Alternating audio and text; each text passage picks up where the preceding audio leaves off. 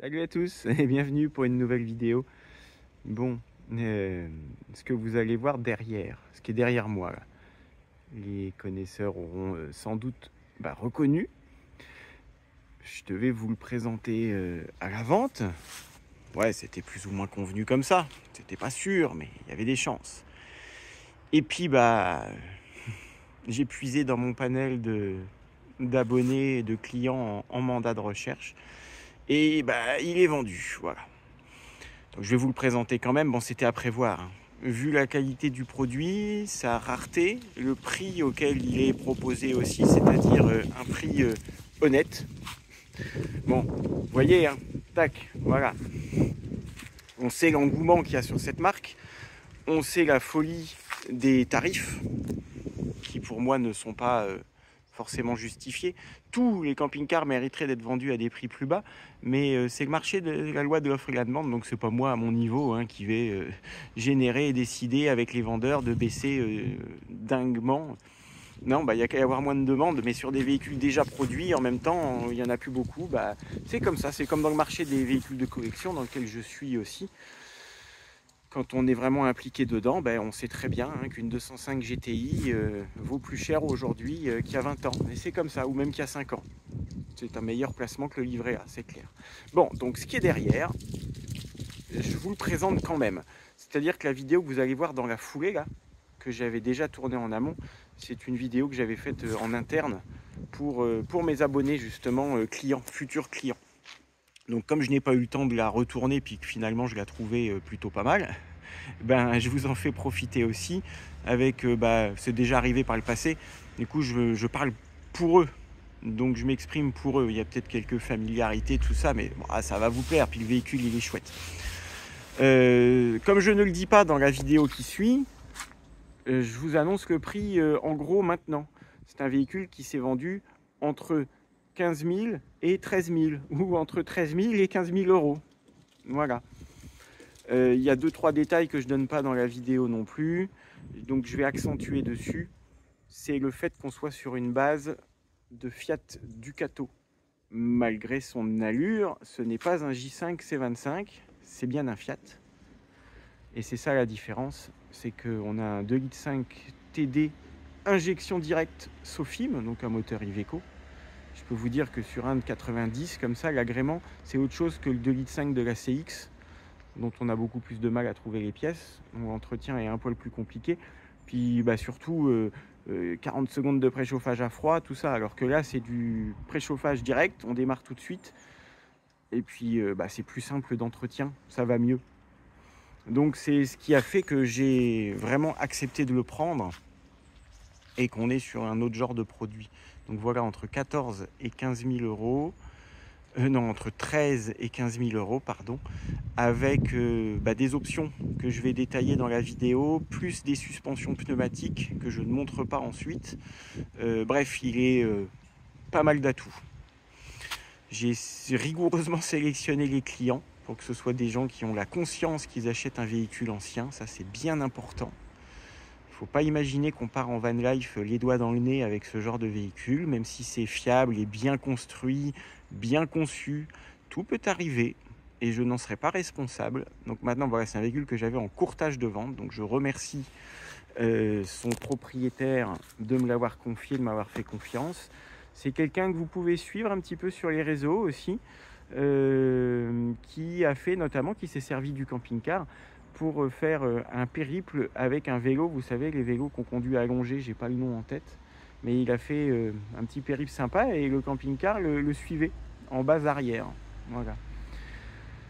Bon du coup, bon visionnage de cette petite vidéo sans prétention. Et puis je vous dis à bientôt. Il y aura la conclusion, je la fais là, puisqu'ensuite la vidéo va dérouler. Donc si vous aussi vous avez des choses comme ça à me proposer, je suis preneur. Que vous n'avez pas envie de les vendre vous-même, que vous vous dites qu'une communauté comme celle-ci serait plus intéressante qu'une annonce sur un site bien connu, écrivez-moi, on s'appelle ensuite, on en discute, je vous explique les modalités. Et voilà, allez, à bientôt, bye bye. Pour la petite vidéo de présentation rapide de cet Imer B564 de 1990. Donc un vénérable personnage de bientôt 35 ans qui est resté dans un état très très bon en rapport avec l'âge. C'est compliqué d'en trouver des aussi sains que ça parce qu'il est vraiment très propre du dessous, plancher bois, c'est parfait, ça n'a jamais été refait, c'est dans un état dingue. Dans l'ensemble, tout est en très bon état. On a quelques petits défauts de carrosserie. Hein, en 35 ans, il a eu le temps de prendre 2-3 pètes. Ici, des petites choses. Il y a le store qui a été enlevé. Les fixations là ont été bouchées. Bon, on peut en remettre un. Il n'y a rien de rédhibitoire, hein, mais il faut le savoir. Mais dans l'ensemble, on est vraiment pas mal. Hein. Donc carte grise collection, d'où les plaques noires. Ça veut dire que vous êtes dispensé de contrôle technique tous les 2 ans. C'est uniquement tous les 5 ans et beaucoup plus soft. Et puis accès à toutes les zones, leurs fameuses ZFE, tout ça. Bon, gros point fort de ce modèle, il est très court, il fait 5,99 m. On a une garde au sol qui est énorme. Donc ça passe partout. Avec les pneus Michelin Cross Climat tout neuf à crampons. Une première très courte. Ça permet d'aller où on veut. Vous voyez cette garde au sol? Et en plus à l'arrière, on a un attelage énorme. Porte-vélo. La peinture blanche ici. Défaut des Imer de cette époque, mais je ne sais pas si on peut parler d'un défaut au bout de 35 ans. La peinture est un peu passée. Il faudrait passer un peu de temps. Un coup de blanc beige, là, blanc cassé, ça irait tout seul. Il y a une caméra de recul qui est récente.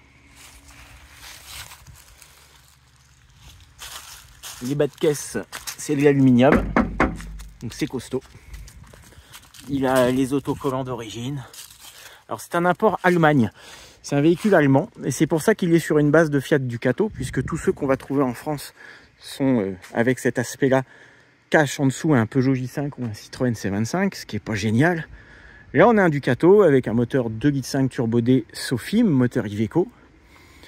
C'est pour ça que je l'ai pris, parce que c'est quand même autre chose en agrément et on trouve les pièces plus facilement. Et c'est d'ailleurs parce qu'il est d'origine allemande qu'on a des fenêtres à projection qui s'ouvrent comme ça, alors que dans ces années-là, en France, c'était interdit à l'époque. Et tous les camping-cars français avaient des fenêtres coulissantes. C'est quand même plus pratique comme ça. Et il a été importé en France en 2009 et on a tous les papiers d'homologation, etc. Ce que je peux vous montrer aussi dehors... Il n'y a pas de porte-chauffeur, hein, c'est comme un bus. Sur les B564, pas de porte là, on rentre là-bas.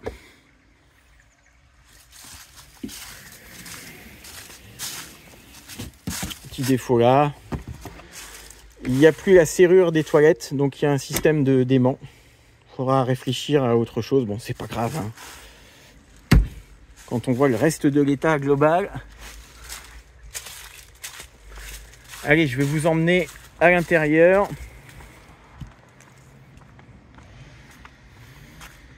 On a toujours notre fameux marchepied qui marche avec une manette là. Ça c'est top, hein, ça tombe pas en panne. C'est hyper solide. Juste avant de monter, là on a le coffre à gaz.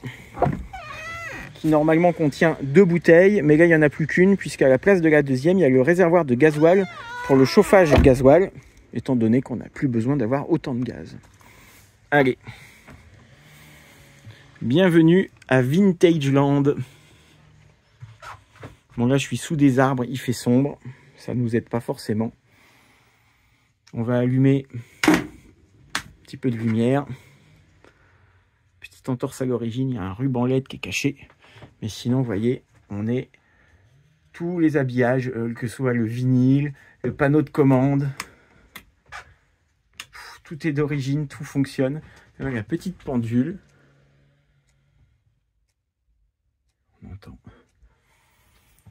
C'est en super état. On se demande même hein, s'il a été utilisé. Quand on voit même ces petites choses là qui sont normalement fragiles. Regardez ça, même le petit picot tac en plastique.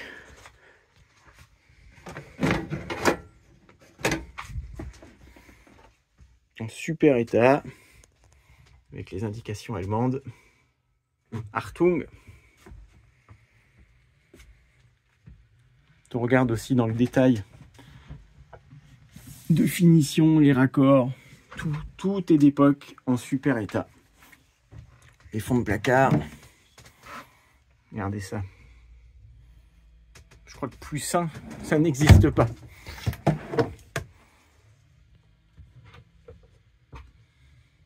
Véhicule de gens soigneux. Bon, tout ça, c'est des éclairages à LED. En plus des néons d'origine. Il a sur la cloison là, son attestation FFVE disant qu'il est carte grise collection. Il en est fier. Donc, notre banquette. Les sièges avant pivotants, grand confort, isserie avec les réglages d'inclinaison en avant et en arrière. On peut basculer les assises comme ça, conducteur et passager. Alors ça c'est génial sur un vieux véhicule comme ça. Moquette d'époque, tous les habillages sont d'origine. Avec tous les rideaux qui sont présents, la Moleskine, le Sky. Jamais pris l'eau non plus là quand on voit l'état de la tapisserie. Une caméra de recul moderne. Une petite map monde. Non, vraiment top. Au plafond, on va avoir le grand lanterneau Imer avec un store. D'origine, ils n'en avaient pas, donc ça c'est très bien parce que l'occultation était vraiment pas terrible. Sinon, attendez, hop, voilà. Donc il est fonctionnel, il a été réparé parce qu'il y avait une petite fente. Là, ils ont fait un truc un peu moche. Mais c'est étanche et surtout il s'ouvre, il se ferme. Voilà. Mais c'est pas très joli. Ensuite, si on continue par là, on a des placards partout. Le chauffage gaz qui n'existe plus, la façade a été conservée pour faire comme ci. Mais on a ici notre commande pour le chauffage gasoil qui va sortir par toutes les bouches d'air d'origine. Ça a été repris sur le circuit, donc c'est très bien. Et on a en plus une télécommande pour pouvoir le déclencher quand on est couché, par exemple. Ici, on a un frigo à compression Indel qui est tout neuf. Il a juste 1 an pour 1500 € de facture. Donc, gros avantage, pas d'utilisation de gaz, que du 12 volts. On a sur le toit un panneau solaire de 175 watts qui est récent. La batterie auxiliaire mériterait d'être passée en batterie lithium. C'est peut-être là où ça, le bas blesse un peu, mais c'est tout.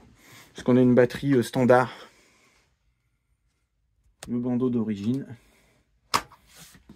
Donc ça, tiroir. Rangement bas. Retiroir. Et là, c'est notre commande pour l'eau chaude qui marche très bien. Placard ici, c'était tout ce qu'on veut. Il y a eu une télé dans le temps. On a toutes les factures ici et tout le dossier. Partie arrière. On se croirait à la maison avec ce petit meuble là. Petit meuble, tablette, fenêtre, rideau et autres rangements. J'aime bien. Et en fait, ça, c'est l'accès intérieur à ce qui pourrait être la soute extérieure. Vous voyez? Regardez l'état dans les recoins. Je dis jamais bricoler.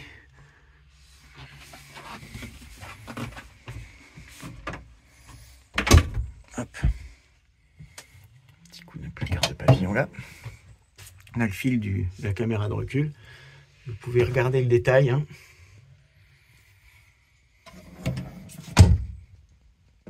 Ça, c'est une toile d'araignée.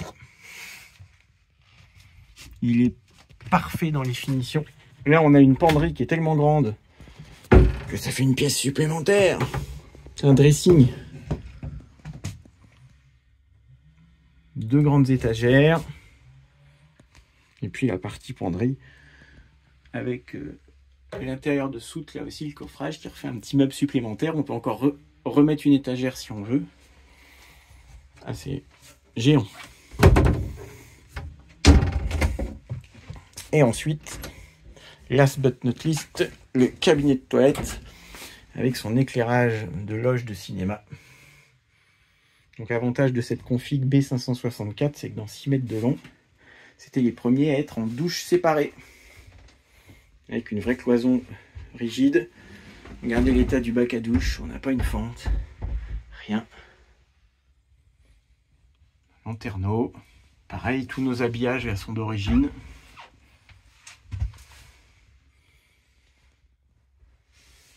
WC à cassette, les rangements. Là, si on regarde bien,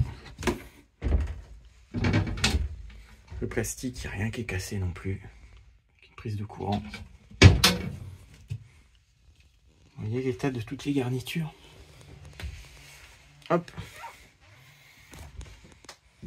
Le sol a été refait avec un parquet flottant qui est correct, qui n'est pas parfait dans les détails, mais franchement ça va. Et puis bien sûr, je vais vous descendre le lit. Et ben, on va faire tout ça d'une main, tiens, sans coupure. Donc on rabat le dossier. Regardez, je le fais en direct à une main. Hop, voilà. Et ensuite, et voilà. Donc, ce qui est rare, c'est que tous les rideaux d'origine sont présents. Donc, pour faire l'occultation, c'est top. Regardez l'état des garnitures, des habillages là dans les recoins et tout. C'est comme neuf. Donc, on a un lanterneau. On a notre matelas d'époque, matelas Imer, qui est en bon état, avec une échelle. Tout est présent, le petit éclairage néon d'origine. C'est une time capsule, comme on appelle ça. Donc le lit principal est là. Et puis forcément la dinette convertible aussi en lit de place. Voilà. Allez, je vais redescendre. Je pense avoir été exhaustif. On en voit pas mal. En espérant que ce véhicule vous plaise. N'hésitez pas à me recontacter au besoin.